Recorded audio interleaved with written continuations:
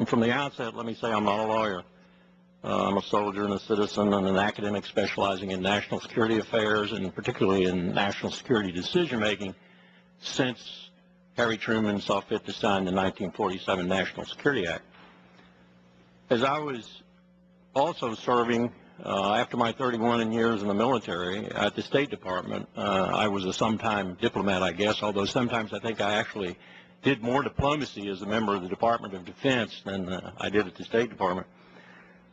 As I was serving in the latter capacity at the State Department as Chief of Staff in April 2004, Colin Powell came through the door that adjoined our offices, and I knew by the look on his face that he had a serious matter, and I better just be quiet and listen to him.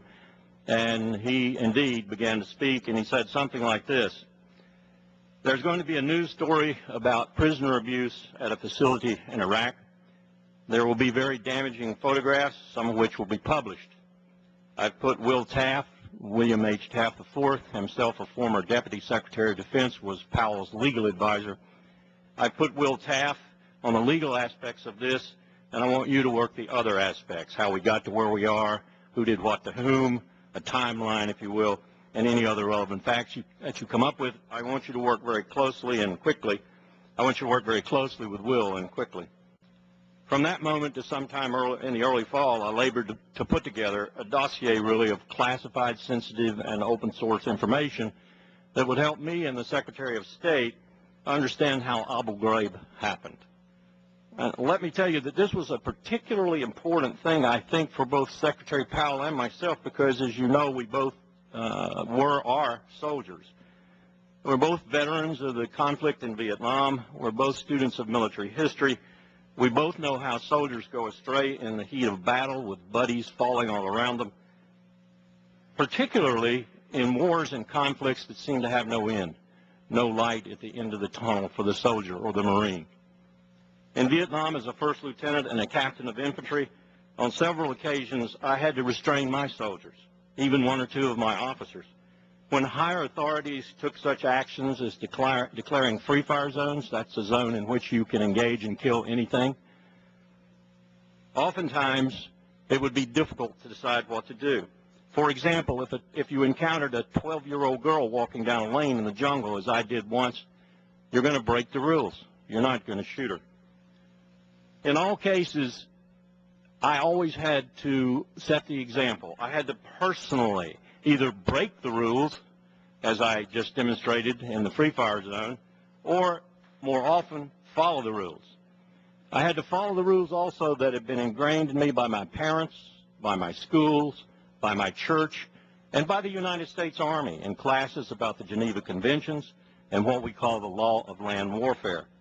I had been taught, and I firmly believed when I took the oath of an officer to support and defend the Constitution, that American soldiers were different, and that much of their fighting strength and spirit came from that difference, and that much of that difference was wrapped up in our humaneness and our respect for the rights of all.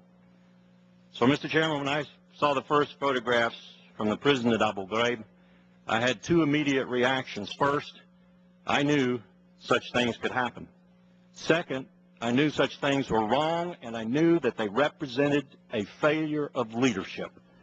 What I didn't know was at what level that leadership failed. So I set out to find the answer, and I think I did.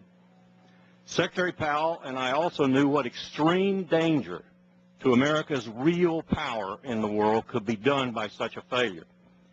America, as you well know, is an idea as much as it is concrete buildings, sweeping prairies, stock markets, and land from one ocean to another. Infect that idea, corrode that idea, tarnish that idea, and you don't just diminish perceived power, you diminish our real power. You, in fact, do the terrorist job for them.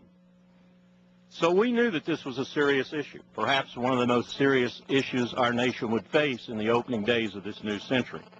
We hoped, as Secretary Powell said over and over again as he went out to the C Street entrance with foreign minister after foreign minister, and the first questions asked him were not about the foreign minister's country, but about torture and abuse.